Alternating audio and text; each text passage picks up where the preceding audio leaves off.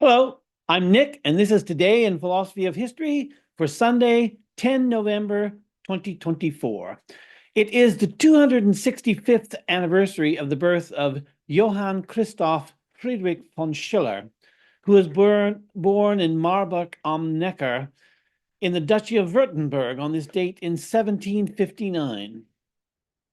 In several episodes, I have quoted a paragraph from Arthur O. Lovejoy that counts Schiller, along with Kant, Herder, and Lessing, as progressivist German philosophers of history of the Enlightenment. Schiller was the author of classic dramas such as The Robbers, Wallenstein, and William Tell. Schiller was a friend of Goethe, and between the two of them, they are taken to define the style that has come to be known as Weimar Classicism. In this, and like Herder, his work transcends the Enlightenment and also represents Romanticism, but his philosophy of history is quite different from that of Herder. Kant, Lessing, Schiller, and Herder do all share a progressive vision of history, but Kant and Lessing exemplify the Enlightenment, while Schiller and Herder exemplify Romanticism. Schiller is, in fact, one of the greatest of the writers of the Romantic era. His play, The Robbers, was a sensation when it premiered in 1782, and it made Schiller famous.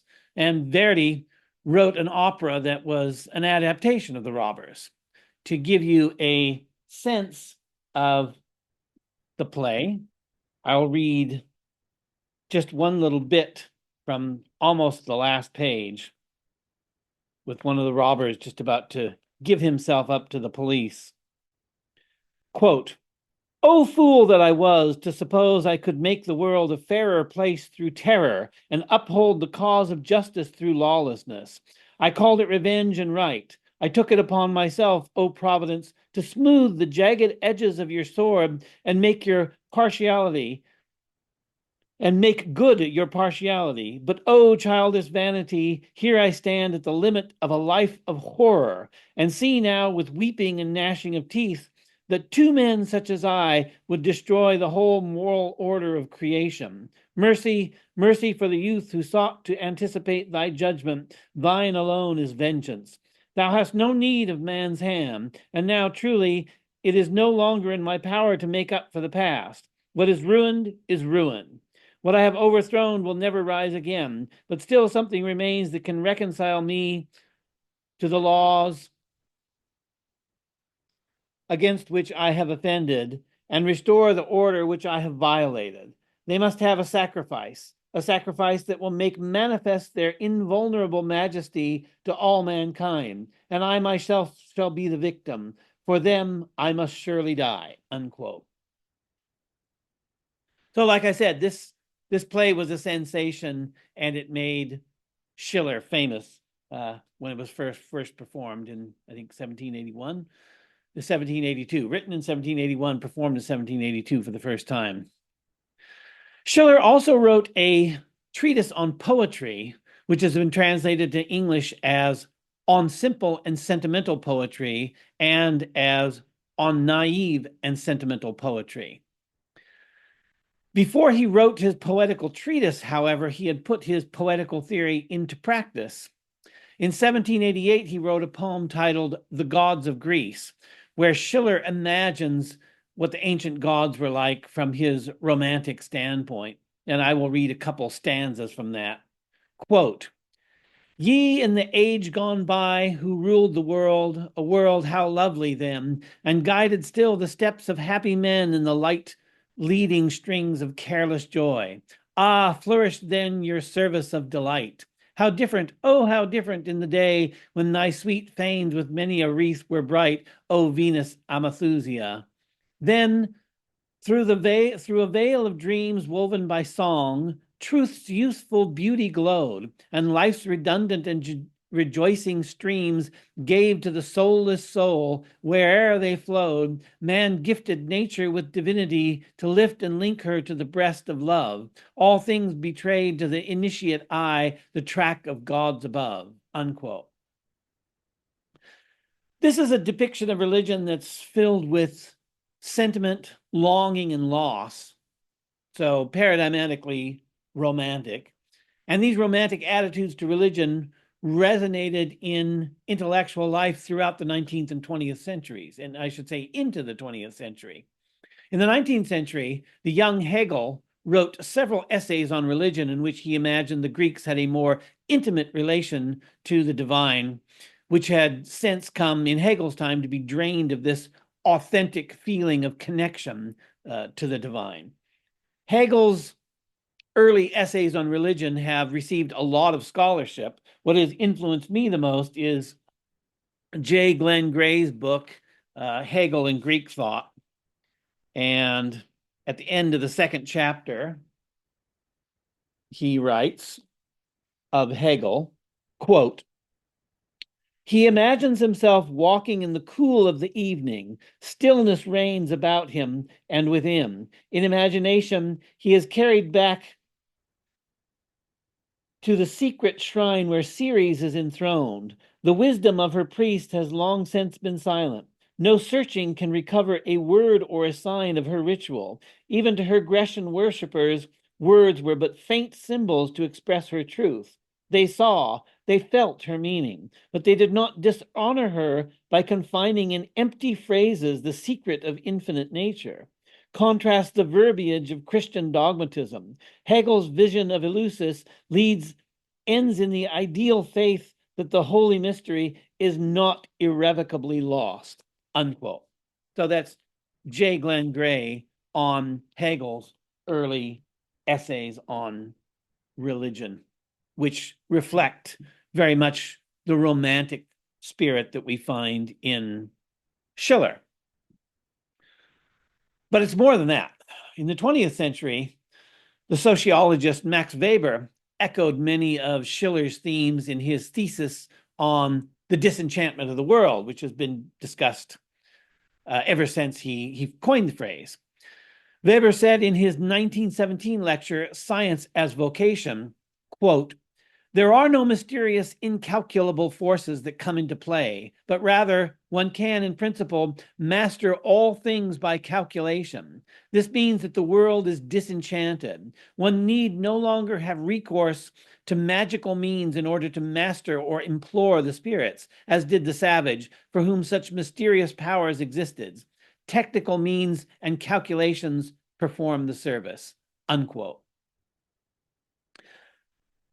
The Romantics weren't the first to intuit this changed human relationship to the world, though they seem to have been the first to mourn this recognition.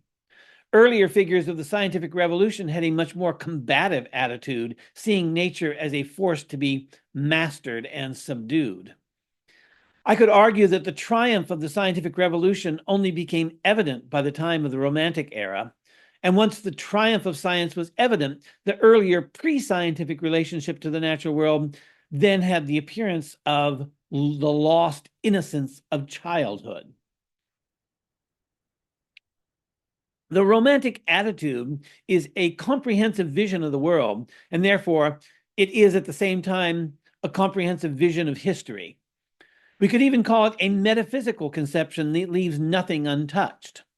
In John Neubauer's 1972 paper, The Idea of History in Schiller's Wallenstein, Neubauer wrote, quote, "Can it be that human history is merely a chaos and random events, which each subsequent deed cancels the effect of the previous one? Or is there yet an uncoded natural law that gives to events a hidden order and coherence? This is Wallenstein's metaphysical question, which is ignored by all interpreters who see him only as a realist. Among the characters of the play, only Wallenstein and Max seek an order that would give to the fragmented world of the 30 Years' War an encompassing meaning.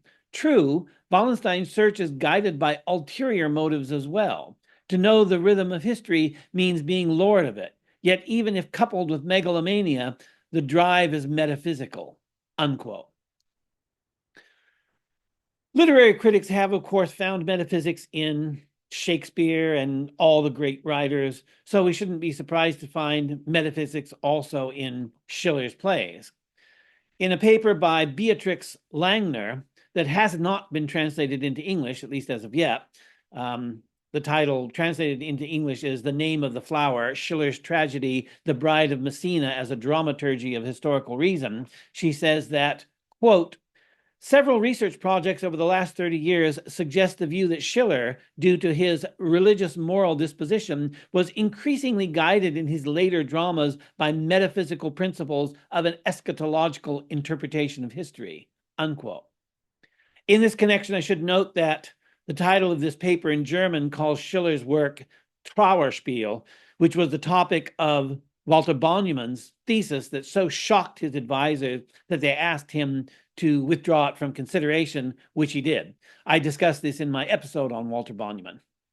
The temper of the 18th century and the Enlightenment was to see reason at work everywhere and in everything.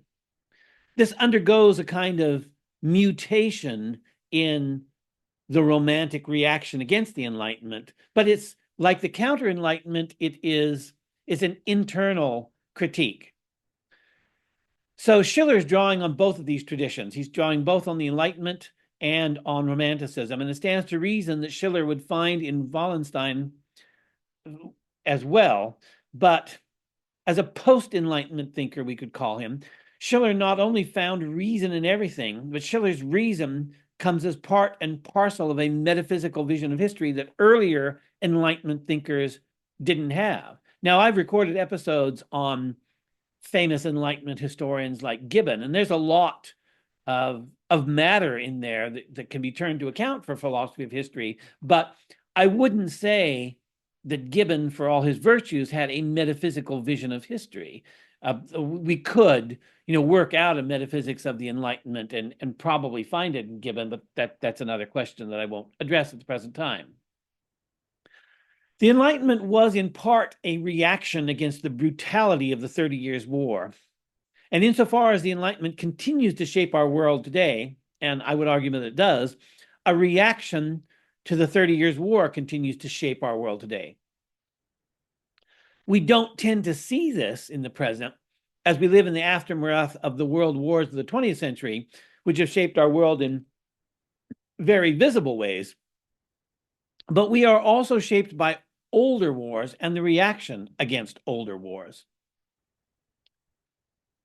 Schiller, in particular, seems to have been profoundly influenced by the 30 Years' War. In addition to his drama set during the 30 Years' War, Wallenstein, Schiller was also an historian who wrote a history of the 30 Years' War. In this history, he has a particularly dramatic and moving account of the sack of Magdeburg, which occurred on 20 May 1631, more than 150 years before Schiller's time, but still apparently a powerful memory still. Schiller's The History of the 30 Years' War emphasized the horrors of what came to be called Magdeburgization, which was coined after the sack of Magdeburg and used to describe the total devastation suffered by the city, which was then one of the largest cities in Germany. The idea of Magdeburgization is familiar to us in our own time, although, of course, by different names. This has a contemporary sound to our ears precisely because we are all too familiar with place names being transformed into symbols of violence, war, and destruction. The kind of systematic destruction of civilian centers as a tactic of war only arguably fully came into its own in the 20th century, as I described in my episodes on the bombing of Dresden, the advent of the nuclear age, and the beginning of the Second World War. But we can see they have their origins in the 30 Years' War, if not earlier. Schiller's claim to being a philosopher of history was a lecture delivered on 26 and 27 May 1789 titled, "What is and to what end do we study universal history?" This was Schiller's inaugural lecture after his appointment as a professor of history at the University of Jena, a position that Goethe helped him to secure.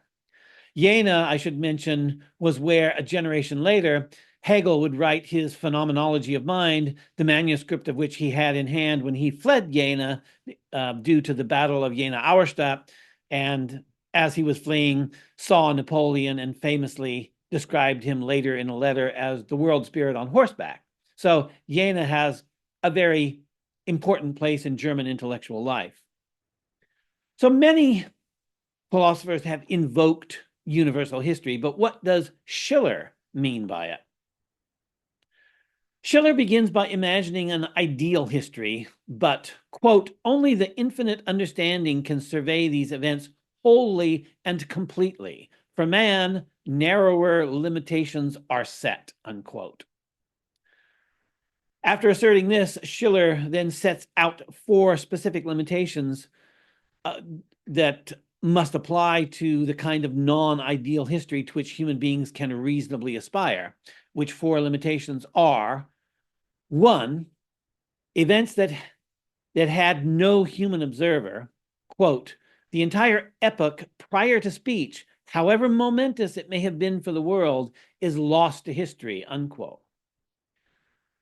2, events handed down by tradition are unreliable. Quote, all events prior to the use of the written word, therefore, are as good as lost to world history, unquote. 3, written sources are subject to the vicissitudes of time, accident, and loss. Quote, most of them, by and large, are lost to world history, together with the information they should have provided us, unquote. And 4, surviving accounts are disfigured by passion and failures of judgment. Quote, our mistrust awakens at the oldest of historical monuments, and it does not leave us even at the chronicles of the present day, unquote. Having stipulated these 4 limitations on non-ideal history, he says, quote, the small sum of events remaining after all these deductions have been made is the substance of history in its broadest understanding, unquote. After these preliminaries, he presents universal history as a selection principle. Quote, out of the entire sum of these events, that is to say, the remainder after everything has been subtracted from the 4 limitations, due to the 4 limitations, again, out of the entire sum of these events, the universal historian selects those which have had an essential, irrefutable, and easily ascertainable influence upon the contemporary form of the world and on the conditions of the generations now living. It is the relationship of an historical fact to the present constitution of the world, therefore, which must be seen in order to assemble material for world history. World history thus proceeds from a principle which is exactly contrary to the beginning of the world. The real succession of events descends from the origin of objects down to their most recent ordering. The universal historian ascends from the most recent world situation upwards toward the origins of things, unquote. In a chapter titled Schiller's Philosophy of History in the 2023 Palgrave Handbook on the Philosophy of Friedrich Schiller, Andre Hamann says that this is a constructivist philosophy of history. Quote, this philosophy of history is essentially constructivist insofar as a historian has to establish a systematic whole that rightly deserves to be called universal history, unquote. And then Hamann goes on to say, quote, the current state of affairs provides the starting point of the universal historian to look for past events that had the highest impact on the development of world history and finally brought about or fundamentally contributed to the determination of the current world state. This is a highly remarkable claim, not only because it nicely depicts Schiller's above-mentioned constructivist approach to universal history. We can also see more clearly how the teleological principle helps to establish a system from isolated facts by the application of causal laws that are effective in history. It is precisely in the way Schiller applies these causal principles that it becomes most evident how his universal history departs from world history, understood as the sum or collection of all historical facts, unquote. What Hamann is describing here is what Kant called a transcendental argument. But Kant employed transcendental arguments in his epistemology, where they take the form of arguing what must be the case in order for our knowledge of the world to be what it is. Hamann is effectively crediting Schiller with a transcendental argument in history, where we give an historical account based on the present that demonstrates that which was necessary for the present to be as it is and what it is. We can understand this in a trivial way, since a great deal of history is a simple function of how the present came to be what it is. But I think that Schiller managed to wring more out of this idea than this trivial sense implies. Schiller finds reason in history through a teleological understanding rooted in the present, rather than being a telos rooted in the future, as we find in most forms of teleology, which guides the universal or philosophical historian to select those events from the past that prove to be important in the constitution of the present. We could see this as a form of Whiggish history, such as Herbert Butterfield warned us about, but we can also see it as a form of rationalism seeking to reconstruct the origins of the present. As both an Enlightenment and a Romantic figure, Schiller had no great love for conventional scholarship, which he called scholasticism. In his inaugural lecture, Schiller erects a distinction between what he calls the bread and butter scholar and the philosopher as a way to illustrate the search for a more rational and coherent whole in the teeth of hidebound complacency.